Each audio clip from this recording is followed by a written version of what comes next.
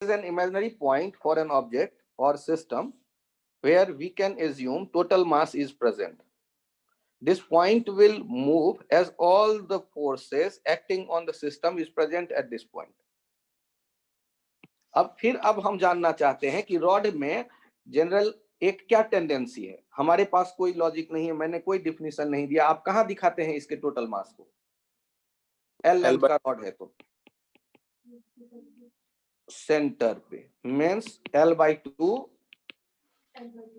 Distance पे। अब बताइए, यदि इस रॉड को स्मूथ सरफेस, हॉरिजॉन्टल सरफेस पे ये आप देख रहे हैं खड़ा है, और हल्का सा टिल्टेड करके छोड़ दिया जाए तो ये स्लाइड करेगा रॉड, और स्लाइड करके नीचे गिरेगा। तो आपको बताना है find the path of centre of mass.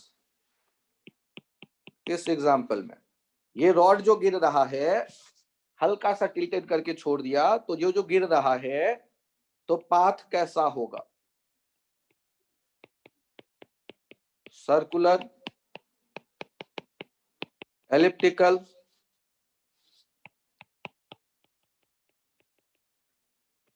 Straight, none, या थोड़ा और मजे लेने हो तो पैराबोला भी दे ही देता हूं। सर्कुलर, हाँ, ऐसा मुझे भी फील आ रहा है। स्मूथ सरफेस है, लेकिन ये ध्यान रखना,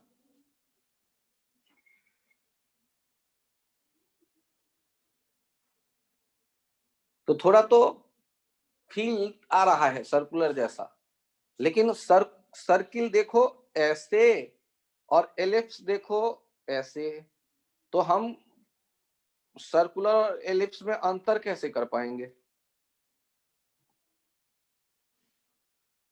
और पैराबोला की यदि मैं बात करता हूं तो पैराबोला भी कुछ ऐसे दिखता है,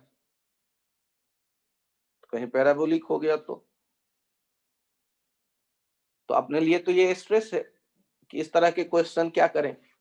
तो सबसे अच्छा रास्ता छोड़ दें, या दूसरा अच्छा रास्ता कि पिछले पेज पे जाके एक बार पढ़ें, लास्ट लाइन क्या कहता है। लास्ट लाइन कहता है कि centre of mass is an imaginary point for an object और system where we can assume total mass is present.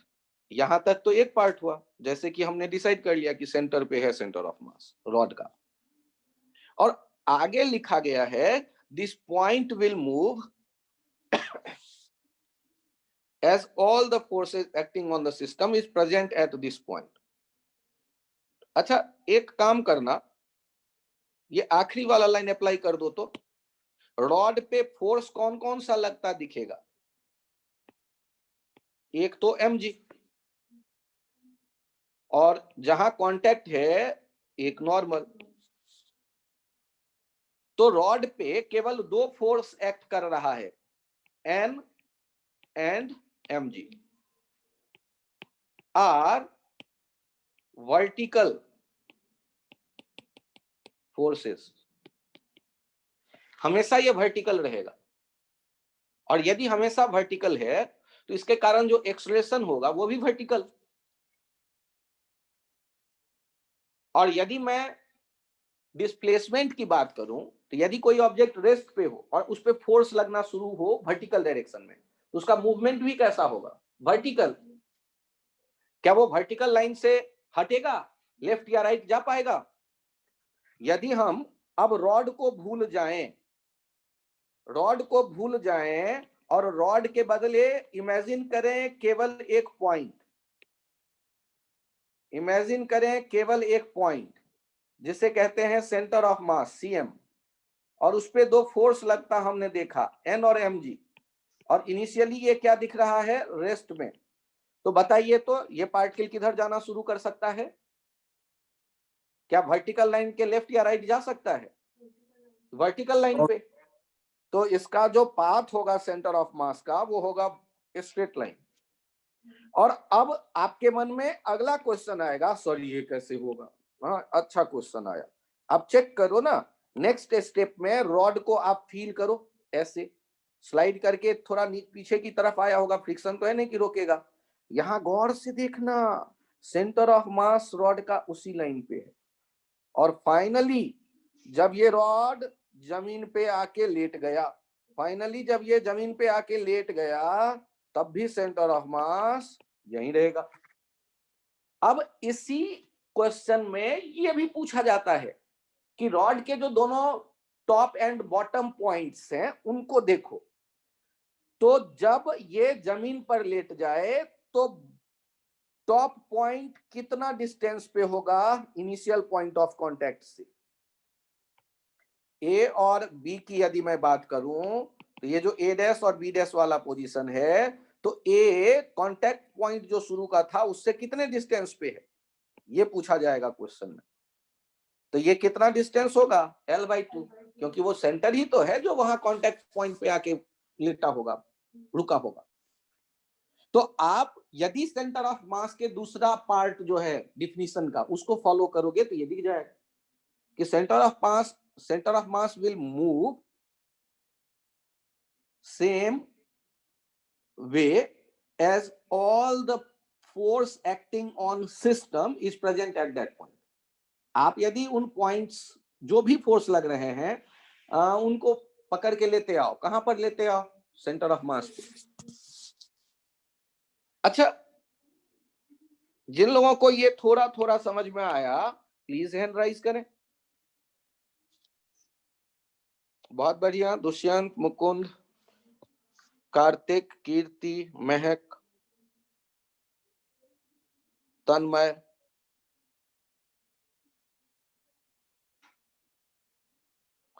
महक एक बार और बताऊं आपको? Yes sir. मुझे ये बताइए, centre of mass actual point है या इमेजिनरी पॉइंट है? क्या कहा गया है डिफिनीशन में? इमेजिनरी। ठीक है। और वो कैसा पॉइंट है, वहां क्या हम कंसंट्रेटेड देखते हैं, वहां क्या हम अवेलेबल देखते हैं, सिस्टम का टोटल मास। ठीक, और वो मूव कैसे करता है, ये पॉइंट मूव कैसे करता है, इस तरह से जैसे सिस्टम पे लगने वाला सारा force, all the force acting on the system is present at this point. अब मुझे बताइए, जो रॉड है, इस रॉड का सेंटर ऑफ मास आपको दिख रहा है। जनरली हम मास कहां दिखाते हैं, सेंटर पे। और अब आपको ये सोचना है कि जब ये गिरने लगा तो इसका पाथ कैसा होगा।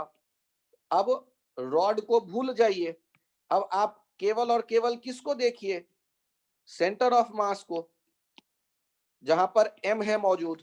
और पिछले पेज पे आके ये चेक करिए कि रॉड पे फोर्स कौन कौन सा लग रहा है, नॉर्मल और mg। तो इसको कहां पर प्रेजेंट देखिए, अगले पेज पर आकर के देखिए वो पॉइंट, वो दोनों फोर्स कहां लग रहा है, mg पे। ये अब बताइए, mg और n ये सेंटर ऑफ मास पे लग रहा है, यही वो पॉइंट है जिसके मोशन की मैं बात कर रहा हूं, सेंटर ऑफ मास की। तो बताइए, इन दोनों फोर्स के रहते ये किधर जाना चाहिए, ये initially at rest, initially at rest. तो ये दोनों फोर्स के रहते कहां जा रहा है, किधर जाना चाहिए महक? तो दो संभावनाएं हैं, या तो वर्टिकल अप जाना चाहिए या डाउन, दो ही संभावनाएं हैं। लेफ्ट या राइट का तो कोई संभावना बनता ही नहीं। तो जब हम रॉड को गिरता देख रहे हैं तो गौर करिए ना कि ये रॉड है, और जब हमने स्मूथ सरफेस पे रखा देखा, प्रैक्टिकली सोचना, बाद में फिजिक्स लगाना, स्मूथ सरफेस पे यदि इसको रेस्ट से रिलीज किया, रिलीज्ड फ्रॉम रेस्ट, तो स्मूथ से रिलीज किया तो ये ऐसे ही तो स्लाइड करके नीचे गिरता होगा, और फाइनली ये ऐसे आपको गिरा दिख रहा है। तो सेंटर ऑफ मास पहले यहां था, फिर यहां था, फिर यहां आया। सेंटर ऑफ मास का पाथ देखिए तो कैसा दिख रहा है, vertical straight line. path of center of mass of rod is vertical straight line. Vertical straight line. Sir ऐसा क्यों हुआ? Due to definition of centre of mass. आपके डिफाइन ही आपने इसी तरह किया है कि सेंटर ऑफ मास एक इमेजिनरी पॉइंट है जहां टोटल मास रहेगा और सिस्टम पे लगने वाले सारे फोर्स वहीं पे लगता. देखो तो सेंटर ऑफ मास का मूवमेंट कैसा होगा? तो नेट फोर्स, इनिशियल वेलोसिटी 0 है, नेट फोर्स वर्टिकल लाइन पे है, तो मोशन भी वर्टिकल लाइन पे ही होगा, तो स्ट्रेट लाइन होगा मोशन. क्या मैं मान लूं कि ये समझ में आया आपके? Yes, sir.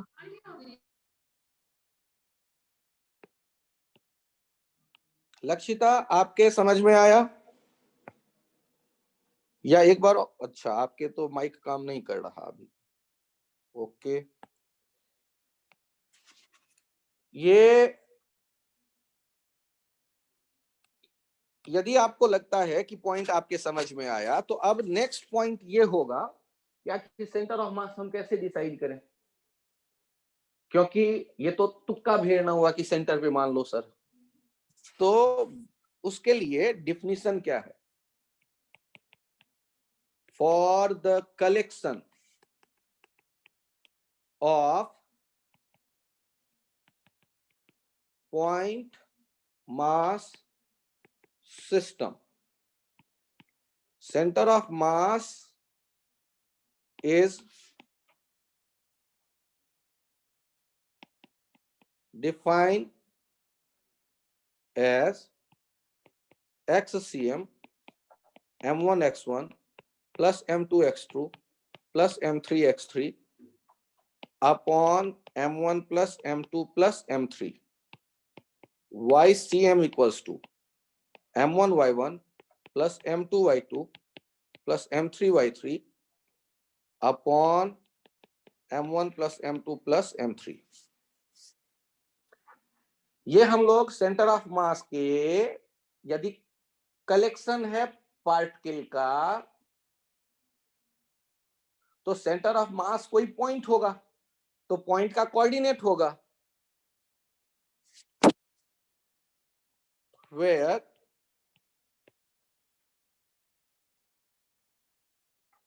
x1 y1 x2 y2 and x3 y3 are position of m1 m2 and m3.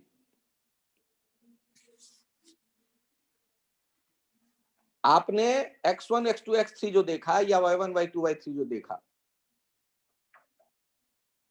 m1 का कोऑर्डिनेट है x1 y1, m2 point mass है उसका कोऑर्डिनेट है x2 y2 और इसी तरह m3 का x3 y3. अब मुझे बताइए कि यदि आपके सामने केवल दो पार्टिकल है, एक 6 kg का और एक 3 kg का, और ये 18 मीटर के डिस्टेंस पे है एक दूसरे से, ये एक्स एक्सिस ये वाई एक्सिस मान लिया, और हम सेंटर ऑफ मास ढूंढ रहे हैं. अच्छा ये बताइए कि इनके कोऑर्डिनेट हमने लिखे 0 0 18 0, तो सेंटर ऑफ मास आप क्या एक्सपेक्ट कर रहे हो इस एग्जांपल में दो पार्टिकल सिस्टम के लिए, एक्स एक्सिस पे या वाई एक्सिस पे? दोनों पार्टिकल कहां पर मौजूद है? दोनों पार्टिकल एक्स एक्सिस पे मौजूद है. अच्छा किसके नजदीक होगा सेंटर ऑफ मास? 6 kg वाले के नजदीक होना चाहिए या 3 kg वाले के?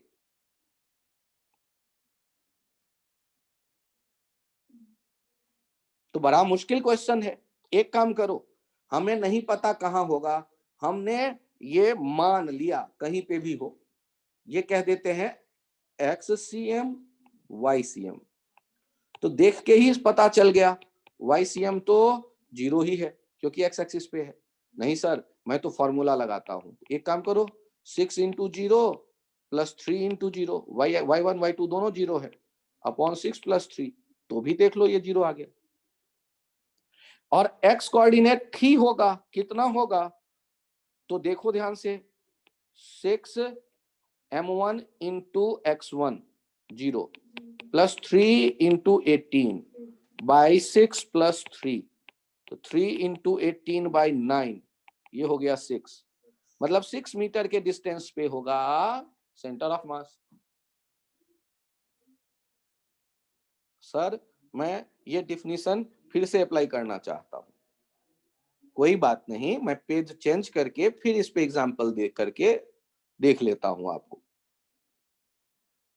पेज चेंज करूं? नोट कर लें आप लोग, नोट करना चाहे तो। एक तो डिफिनीशन और एक 2 पार्टिकल वाला एग्जांपल। ये आपने कोऑर्डिनेट सिस्टम में 0 0 कहां देखा? 6 kg के पास।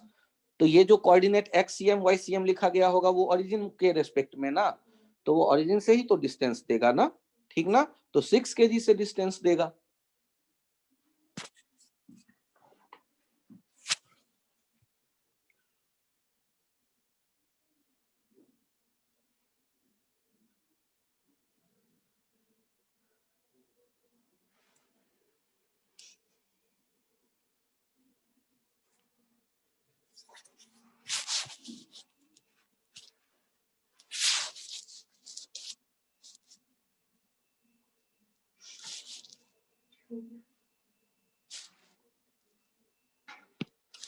आप यदि प्रैक्टिकली फील करें तो ये है एक लाइट रॉड, मतलब मासलेस, और आप क्या करते हो, इस रॉड के एक किनारे पर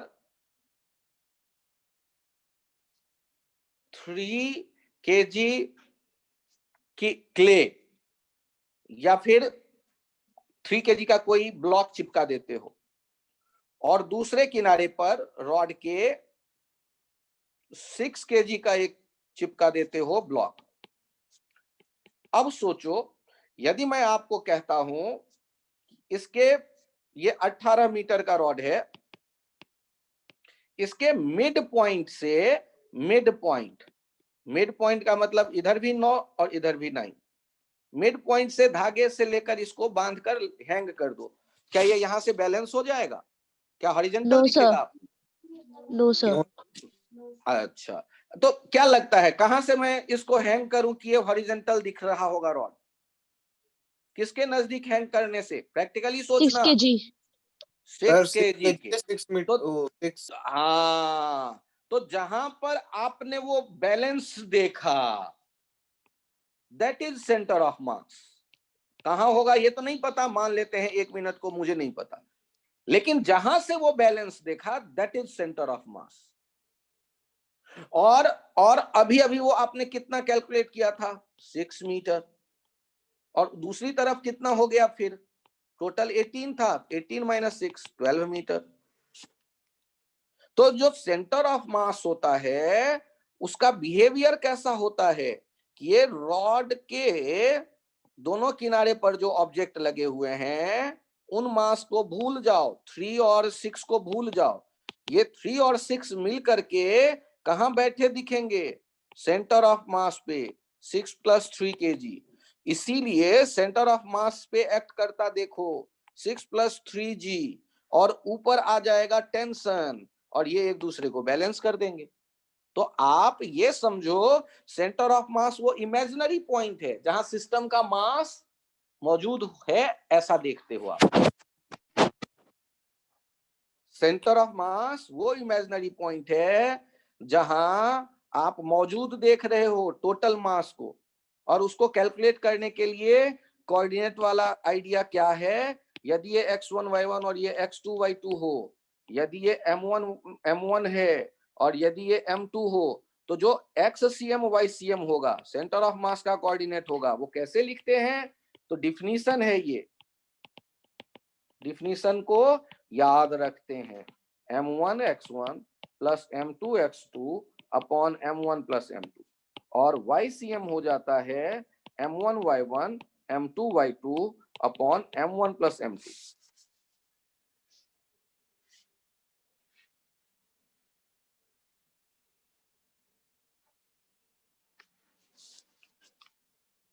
इसमें यदि कोई कंफ्यूजन आ रहा हो तो बताएं प्लीज। मैं पेज चेंज करूं? एक काम करिए, आप इसी नजरिए को थोड़ा और ब्रॉड करिए। मान लो वो लाइट रॉड था और एक तरफ ये 6 kg और ये एक तरफ 3 kg, और आप चाहते हो इसको एक एक एक एक हिंज पे बैलेंस कर देना, या एक शार्प एज पे इसको बैलेंस कर देना चाहते हो, तो वो शार्प एज कहां पे लगाओ कि ये बैलेंस हो जाए?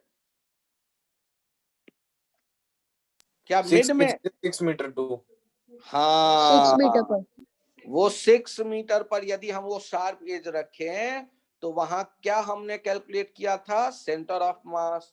तो टोटल मास जो है 6 और 3 यहाँ पे पॉइंट की तरह बैठे होंगे, और उसी जगह वो mg आएगा, 6 + 3g, वही नॉर्मल आएगा, और ये एक दूसरे को बैलेंस कर लेंगे। तो सेंटर ऑफ मास वो इमेजिनरी पॉइंट है जहां टोटल मास मौजूद है, और वो बिहेव भी वैसा ही करता है बैलेंस के लिए जैसे उसका बिहेवियर देख रहे हैं सिस्टम का। तो नेट फोर्स 0 करना है, अलग अलग फोर्स रहेंगे तो एक ही लाइन पे जब आएंगे तभी बैलेंस। तो वो वहां आप यदि एज को कहीं शिफ्ट कर दो, शार्प एज को लेफ्ट या राइट, तो फिर बैलेंस नहीं रह जाएगा। उसी तरह जब हमने यूनिफॉर्म रॉड लिया था, तो यूनिफॉर्म रॉड लिया था तो वो कहां पर बैलेंस हुआ था? तो यूनिफॉर्म रॉड को आप देखो ना कहां बैलेंस होता? L/2 L/2 पे यूनिफॉर्म रॉड रहता तो ठीक मिड में बैलेंस होता, वहीं पे सेंटर ऑफ मास है। रॉड का एक तरफ लेंथ बड़ा कर दो, देखो बैलेंस से ये गड़बड़ हो जाएगा। यूनिफॉर्म रॉड को आप एक रस्सी से धागे से बांध के हैंग करो, तो ये यूनिफॉर्म रॉड बैलेंस कब दिखेगा? हॉरिजॉन्टल कब दिखेगा? जब हम उसको कहां पर उससे बांधे? मिड से, मींस L/2 L/2, यहीं पे वो mg आएगा, वहीं टेंशन आएगा, वो बैलेंस दिखेगा। आप थोड़ा सा भी शिफ्ट कर दोगे तो ये हॉरिजॉन्टल नहीं रह पाएगा।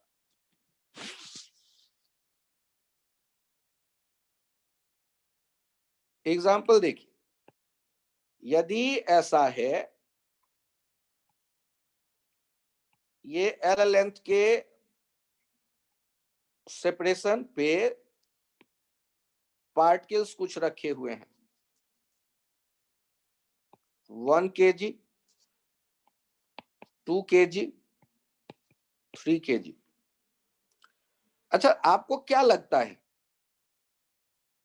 इस सिस्टम में यदि मैं इसको कह देता हूं y और इसे कह देता हूं x, तो क्या लगता है सेंटर ऑफ मास ये ट्रायंगल के बीच में ही कहीं होगा या ट्रायंगल के बाहर कहीं होना चाहिए? सर ट्रायंगल के बीच में। तो आपको उसके कोऑर्डिनेट बताने हैं, क्योंकि कोई पॉइंट होगा तो पॉइंट के कोऑर्डिनेट होंगे x और y, वही हमें ढूंढना है। तो हमारे पास क्या सेंटर ऑफ मास के 4 डिफिनीशन है या केवल एक? केवल एक। और ये देखिए कोऑर्डिनेट मैंने लिखे 0 0 1 kg का, 2 kg x एक्सिस पे है तो L0, और 3 kg का L/2। सर कैसे? अरे यार मिड में होगा ना, L/2 L/2, और ये 60 डिग्री होगा इक्विलेटरल के चलते, तो ये हो जाएगा L sin 60, L√3/2। कोऑर्डिनेट आ गए। तो जब हमें सेंटर ऑफ मास पूछ दिया गया, फाइंड सेंटर ऑफ मास, तो हम लोग क्या करने वाले हैं? पहले कोऑर्डिनेट डिसाइड कर लेंगे, ओरिजिन डिसाइड करेंगे। कोई ओरिजिन होगा तब तो कोऑर्डिनेट हम बताएंगे, एक्स और वाई एक्सिस चुन लेंगे, और उसके बेसिस पे अब सेंटर ऑफ मास हम बोल देंगे। जब 1 और 2 को मिलाने वाले लाइन को x, उसके परपेंडिकुलर को y, और 1 kg को ओरिजिन मान लिया, उसके बाद जो सेंटर ऑफ मास का हम वैल्यू लिखेंगे, ध्यान से देखिए, x centre of mass m1x1 plus m2x2 plus m3x3 upon m1 plus m2 plus m3। m1 1 into x1 1 into 0, क्योंकि x कोऑर्डिनेट क्या दिख रहा है? 0, प्लस अगला चेक करिए 1 इंटू 0, दूसरे वाले का 2 into L plus 3 into L root 3 into L by 2 X coordinate upon 1 plus 2 plus 3 7L by 12, ये एक्स सेंटर ऑफ मास आ जाएगा। और यदि y सेंटर ऑफ मास चाहिए m1 y1 plus m2 y2 plus m3 y3 upon m1 plus m2 plus m3, m1 कितना 1 kg, y1 0, 2 kg, y2 0, 3 kg, y2 L root 3 by 2 upon 1 plus 2 plus 3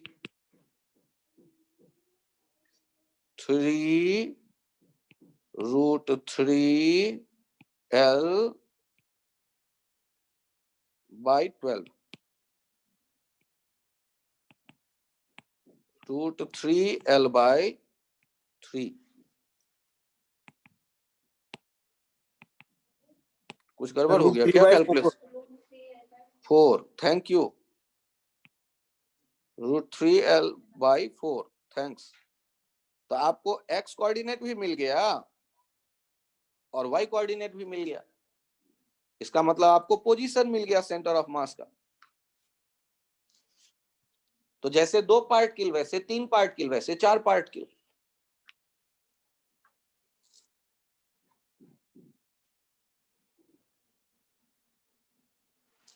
check करिए एक square और इसमें आपने रखा देखा 1 kg, 3 kg, 5 kg, 10 kg, ये सारे L लेंथ। तो आपको सेंटर ऑफ मास बताने को कहा गया, तो सबसे पहले y एक्स से कहानी शुरू करिए। फाइंड सेंटर ऑफ मास, ये 4 पार्टिकल सिस्टम का सेंटर ऑफ मास। कोऑर्डिनेट बताइए तो 1 kg का क्या 0 0 हमने मान लिया, 3 kg का L 0, 5 kg का L कॉमा L, x पे L चलिए y के पैरेलल L चलिए तो पहुंच जाएंगे 5 पे, और 10 kg का कोऑर्डिनेट 0 कॉमा L। अब हम लोग बड़े आराम से लिख लेंगे सॉल्व। हाँ, आप ऑरिजिन के बेसिस पे ही बोलेंगे कोऑर्डिनेट, पहले एक्स और वाई एक्सिस और ओरिजिन बताएंगे और तब कोऑर्डिनेट बताएंगे, तभी तो आंसर जस्टिफाई होगा। अदरवाइज एक बार कोऑर्डिनेट निकाल लिया, उसके बाद कोऑर्डिनेट नहीं बोल के आप डिस्टेंस भी बोल सकते हैं, यहां से इतना, वहां से इतना, यहां से उतना, आप वैसे करके बोल दो। लेकिन यदि ओरिजिन बदलेंगे तो कोऑर्डिनेट का वैल्यू बदल जाएगा, क्योंकि वो तो कोऑर्डिनेट पे डिपेंड करता है ना, पोजीशन तो फिक्स है। लेकिन जैसे आपने ओरिजिन बदला तो 1 2 3 4 के कोऑर्डिनेट बदल गए, वैसे सेंटर ऑफ मास के भी बदल गए, लेकिन पोजीशन फिक्स है सबके। तो वो आप जब कोऑर्डिनेट बताएंगे तो किसी ओरिजिन के रिस्पेक्ट में, या तो क्वेश्चन में वो मेंशन रहेगा आपको। अब बताइए XCM के लिए क्या फॉर्मूला था अपने पास, M1 X1 M2 X2 कितना आया, अरे वाह बहुत बढ़िया, M3 X3 M4 X4 upon M1 plus M2 plus M3 plus M4 लिखेगा कौन, 1 into 0 plus 3 into L plus 5 into L plus 10 into 0 upon 1 plus 3 plus 5 plus 10, 10 5 15 19, 5 3 8, 8 L by 19, ये आ गया x कोऑर्डिनेट। और यदि y कोऑर्डिनेट चाहिए, अबरार एक बार check कर लो यार फिर से, YCM M1 15L Y1, by 19। अरे वाह, M2 Y2 plus M3 Y3 plus M4 Y4 upon M1 plus M2 plus M3 plus M4, ये सारे आपने ऐड किए, तो ऊपर चेक करो कितना हो गया, 1 into 0 plus 3 into 0 plus 5 into L plus 10 into L upon 19, तो ये हो गया 15L/19। परफेक्ट। आपको x कोऑर्डिनेट भी मिल गया और y कोऑर्डिनेट भी मिल गया। जिन लोगों को ये समझ में आ गया प्रोसेस, हैंड राइज कर दें प्लीज, जल्दी जल्दी। बहुत बढ़िया। कार्तिक, दुष्यंत, अबरार, बहक, मुकुंद, कीर्ति।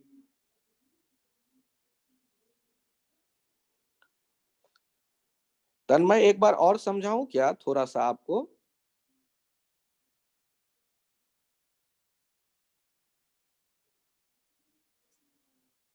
नहीं सर, आ गया समझ। बहुत बढ़िया। अब गौर करिए, ऐसे ही 5 होंगे, ऐसे ही 6 होंगे पार्टिकल, तो एक्चुअल में डिफिनीशन कैसे लिखें? XCM summation MI/XI upon summation MI। ये मैथमेटिकल वे होता है summation M1x1 plus M2x2 plus M3x3 को सोचने का।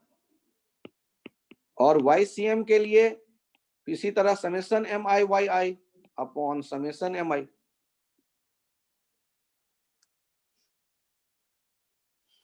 अच्छा, हमने आप लोगों को कई बार ये भी कहा है फॉर कंटिन्यूअस डिस्ट्रीब्यूशन,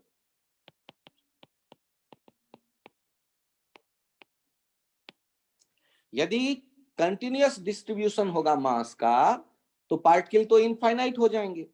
फिर आप सबका ऐसे लिखते रहेंगे तो कब तक लिखेंगे? तो XCM लिखने का तरीका थोड़ा सा बदलेंगे हम लोग।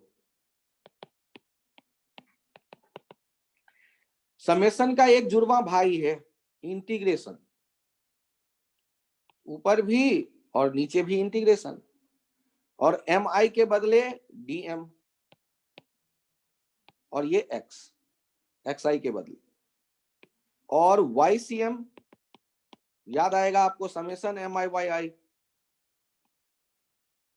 Upon summation MI, integration YDM upon integration DM।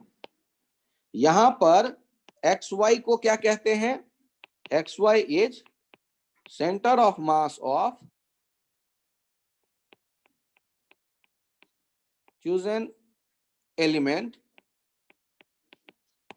DM। आप जो एक छोटा टुकड़ा चुनोगे उसका सेंटर ऑफ मास है। XY is centre of mass of chosen element DM। अब या तो chosen एलिमेंट DM कह दो, या इसे लिखते हैं एलिमेंट्री मास DM।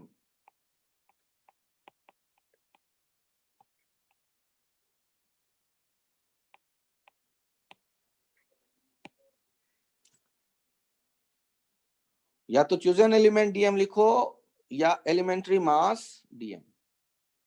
अब ये एलिमेंट्री मास मतलब very very small mass DM, elementary mass का ये सेंस ले रहे हैं। सर ये तो चाइनीज बड़ा टफ लग रहा है। हाँ, घबराओ मत, है थोड़ा सा tough. Find centre of mass of uniform rod. आप कहोगे कि सर ये तो गलत बात है, शुरू में तो आपने कहा दिख रहा है मान लो, और अब कहते हो कि ना ना डिराइव करो, ये तो गलत बात। अच्छा चलो, आपको पहले से पता है, अब तो केवल ये है कि हमने जो रूल सीखे वो अप्लाई करके देखना चाहते हैं। एक काम करो ना, रॉड को एक्स एक्सिस पे लेटा हुआ देखो, ये 0 0 और ये L लेंथ का रॉड, M मास का। अब सेंटर ऑफ मास कहाँ है? मुझे वो पॉइंट चाहिए। आप कहोगे कि सर ओरिजिन से L/2 पे। मैं आज कहता हूं, अब मैं नहीं मानता, अब मुझे डिराइव करके बताओ। तो डेफिनेशन क्या कहता है कि इसमें तो बहुत से पार्टिकल हैं, इसके टुकड़े टुकड़े कर दो छोटे छोटे, और कोई एक टुकड़ा चुन लो, मान लो मैंने ये टुकड़ा चुन लिया जो कि x डिस्टेंस पे था, x एक्सिस के अलोंग, और उसका जो विड्थ लेते हैं वो dx लेते हैं। तो सोचो यहां एक छोटा सा मास हमें दिखने लगा, उस dx का मास m तो कहेंगे नहीं, तो मैं dm कह देता हूं। और यदि वो मास बहुत छोटा सा है तो उसको मैं पॉइंट मास कह सकता हूं, तो उसका कोऑर्डिनेट हो जाएगा x, 0 ओरिजिन के रिस्पेक्ट में। अब बताइए XCM, पहले ये बताइए जब L लेंथ है तो मास कितना है रॉड का, m, तो 1 यूनिट लेंथ का कितना होगा, तो dx लेंथ का कितना होगा, m/l dx, यही हो गया dm। अब डिफिनीशन देखिए, XCM equals to integration x dm upon integration dm। अब मुझे बताइए x कोऑर्डिनेट तो यही है x, और y कोऑर्डिनेट ये dm कितना हो गया, m/l dx, नीचे में भी m/l dx। मन में प्यारे विचार आए आपके, m m कैंसिल आउट हो गया सर, बड़ी खुशी की बात, l l कैंसिल आउट हो गया, बहुत सही सोचा। अब उत्साह में आके dx dx मत भगा देना, और इंटीग्रेशन इंटीग्रेशन वो उनके अपने मीनिंग है, तो केवल कांस्टेंट जो होता है उन्हें हटाना है ऊपर और नीचे कैलकुलेशन में। तो आपके पास जो स्टेप बढ़ के आगे आया, integration x dm upon integration dm, sorry integration x dx upon integration dx, और x का वैल्यू कहां से कहां तक वेरी करेगा, 0 से लेके बढ़ते बढ़ते l तक। x का वैल्यू कम से कम 0 और अधिक से अधिक l। इंटीग्रेट करते हैं तो एक हो गया x²/2 और नीचे हो गया x, और ब्रैकेट में लिमिट रखते हैं 0l 0l। ऊपर हो गया क्या, l²/2 माइनस 0²/2, और नीचे क्या हो गया, l माइनस 0, x के बदले एक बार l और एक बार 0। तो ये जो अभी XCM हम देख रहे थे उसका वैल्यू कितना आ गया, l²/2 अपॉन l, l/2। अरे सर ये तो मैं पहले से कह रहा था, अरे तो मैं कौन सा नहीं मान रहा हूं, लेकिन आपको ये प्रोसेस देखना था कि हम लोग जो सोच रहे थे वो सही था, या ऐसा देखना था कि जो डिफिनीशन हम देख रहे हैं वो सही है। दोनों तरह से आप देखिए। और इतना देख के यदि कष्ट बढ़ गया हो तो फिर पुराने वाले मोमेंट को याद करो कि आपने शुरू में यूं ही बता दिया था कि रॉड का सेंटर ऑफ मास उसके सेंटर पे होगा, और खुश हो जाओ।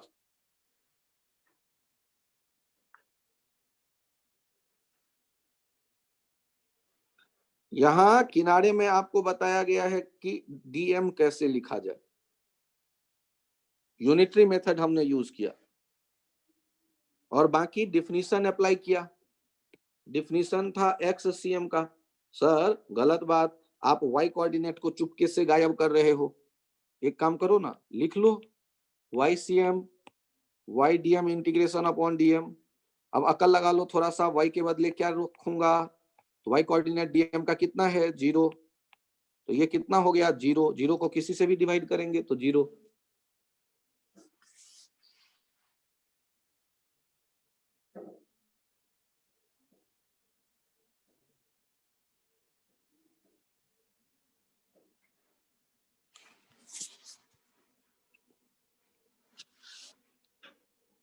अच्छा, इससे एक पॉइंट ध्यान रखना, एक कंसेप्ट ध्यान रखना। कंसेप्ट क्या कहता है, for symmetrical objects center of mass is geometrical center, center of mass is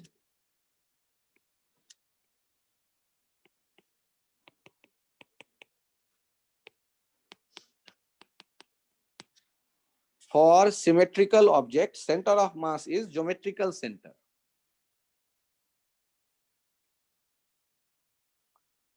For symmetrical objects, center of mass is geometrical center. अब सोच करके देखिए कि यदि आपके पास रॉड था यूनिफॉर्म, तो यूनिफॉर्म रॉड होने पर सेंटर ऑफ मास कहां देखेंगे? मिड पॉइंट पे। Uniform ring, centre of mass कहां देखेंगे? सेंटर पे। Uniform disc, centre of mass कहां देखेंगे? ज्योमेट्रिकल सेंटर पे। यूनिफॉर्म स्फीयर,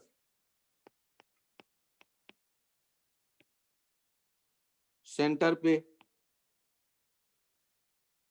तो यूनिफॉर्म ऑब्जेक्ट्स जब हैं तो सेंटर ऑफ मास ऐसे हम देख सकते हैं।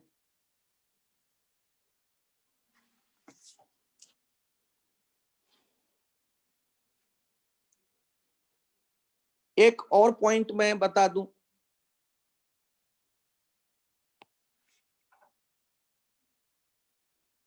Uniform triangular plate,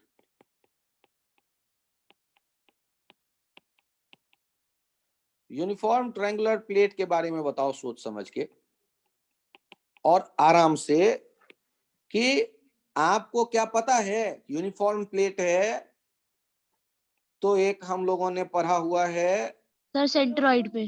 perfect, centroid. तो सेंट्रॉइड जो होता है वो सेंट्रॉइड ही हो जाएगा, सेंट्रॉइड सेंटर ऑफ मास।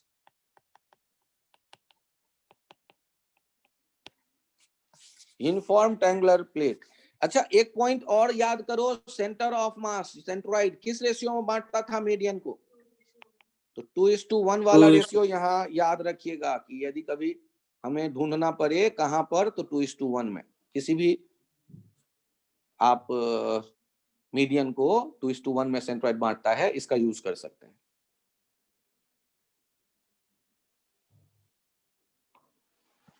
एक छोटा सा कंसेप्ट और दे देता हूं,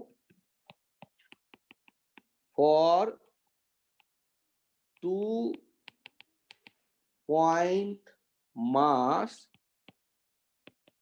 system, their center of mass must lies on the line joining them. For 2-point mass system, their center of mass must lies on the line joining them.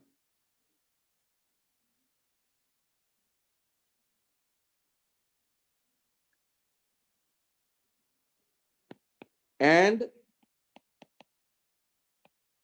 divide it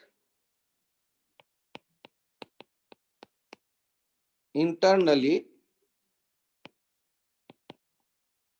in inverse ratio of their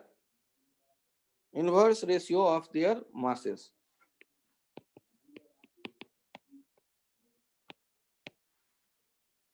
And divide it in inverse ratio of their masses. इसका meaning ये हुआ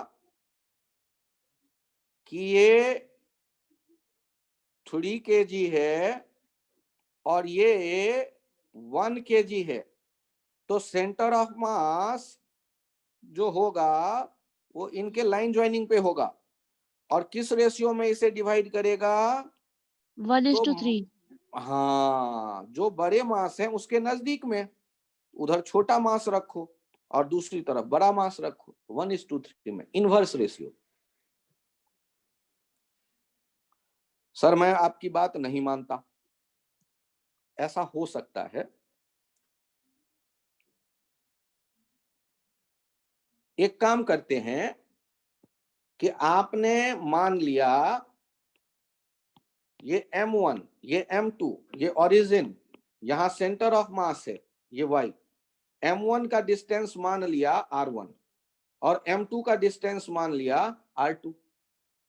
आप एक काम करो, m1 का coordinate लिखो -r1 0 और m2 का कोऑर्डिनेट लिखो r2 0, और अब सेंटर ऑफ मास का फॉर्मूला लिखो XCM m1 x1 plus m2 x2 upon m1 plus m2। अब डाटा रख दो जो आपके पास है ऑलरेडी। XCM 0 है, m1 x1 के बदले -r1 प्लस m2 x2 के बदले r2 upon m1 plus m2। Check करो ना, ये क्या आ गया अपने पास, m1 r1 equals to m2 r2। यहां से हमने क्या देखा, r1 बाय r2 क्या आ गया, m2 बाय n1। तो जो डिस्टेंस है वो मास के इनवर्स रेशियो में कहलाएगा या नहीं, r is proportional to 1 by m आ गया या नहीं, तभी तो आप लिखते हैं r1 bye r2 equals to m2 bye m1। अरे छोड़ो, इतना गणित कौन याद रखेगा, एक काम करो, पहले मुझे ये बताओ, ये है 3 kg और ये है 1 kg, सेंटर और लेंथ है 18 मीटर, सेंटर कितने डिस्टेंस पे होगा किससे, ये सोचना है आपको। ये 16 मीटर दे रहा हूं, 16 मीटर। तो रेशियो क्या रखोगे, 1:3। तो ये वाला देखो क्या लिखोगे, रेशियो 1/1 प्लस 3। देखिए लेफ्ट साइड वाला 1/1 प्लस 3 इंटू 16, ये हो गया 4 मीटर। 3/1 प्लस 3 इंटू 16, ये हो गया 12 मीटर। एक तरफ से 4 मीटर पे और दूसरे तरफ से 12 मीटर पे। सर मैं नहीं मानता, अरे छोड़ो, नहीं मानते तो अगले में ट्राई करके देख लो। ये है 2 kg और ये है 3 kg और ये है 10 मीटर। किसके नजदीक दिख रहा है सेंटर ऑफ मास, किसके 3 नजदीक kg, दिखेगा। तो 3 रेशियो kg, कैसे लिखें, 3:2। तो ये जो लेफ्ट साइड वाला डिस्टेंस होगा 3 प्लस 2 इंटू 10, ये हो जाएगा 6 मीटर, और वो हो जाएगा 2/3 प्लस 2 इंटू 10, ये हो जाएगा 4 मीटर। ये 4 मीटर ऐसे भी लिख सकते हो, 10 - 6 इक्वल्स टू 4। टोटल 10 है, एक तरफ 4 है तो दूसरा, हाँ एक तरफ 6 है तो दूसरा 4, ऐसे आ जाएगा। सर ये रेशियो में क्यों बांटना सिखा रहे हो, अरे ये रास्ता आसान हो गया ना, आपको नहीं पसंद आए तो आप वैसे कैलकुलेट कर लेना। कैसे, तो इनके कोऑर्डिनेट मान लेना 0 0 और इनके हो जाएगा 10, 0 और फिर x सेंटर ऑफ मास लिख लेना, x centre of mass 2 into 0 plus 3 into 10 upon 2 plus 3। फिर से क्या दिख रहा है, 3 इंटू 10/2 प्लस 3 ही तो दिख रहा है, 6 मीटर। या तो आप वैसे x कोऑर्डिनेट मान के चल के देखो। तो ये रेशियो वाला काम कभी कभी आपको फायदा देता है। सर कभी कभी का क्या मतलब, आप एग्जाम्पल से समझाओ। अच्छा सोचो, यहां होता 1 kg और यहां भी होता 1 kg और यहां पर होता 2 kg, और आपको सेंटर ऑफ मास देखना है, ये सारे L लेंथ के हैं। तो पहले बताइए इन दोनों का सेंटर कहां हो जाएगा, ठीक बीच में, L/2 L/2, और यहाँ कौन आ गया 2 kg। अरे सर कैसे, अरे 1 + 1, इसको हटाओ इसको हटाओ, और अब नया सिस्टम देखो, ये 2 और ये 2, ये 2 और ये 2 कहां पर सेंटर आएगा, ठीक बीच में, और वो कितना हो जाएगा L sin 60/2, L sin 60/2 दिखा या नहीं। तो सेंटर ऑफ मास का हाइट कितना हो गया, नीचे वाले लाइन के मिड से L sin 60/2, L sin 60/2 का मतलब हो जाएगा L√3/4। तो ऐसे रेशियो से भी कई बार सीधे सीधे आंसर दिख जाता है। कहानी कंटिन्यूड रहेगा अगले लेक्चर में भी, अभी के लिए इतना ही रखते हैं। Thank you, bye bye.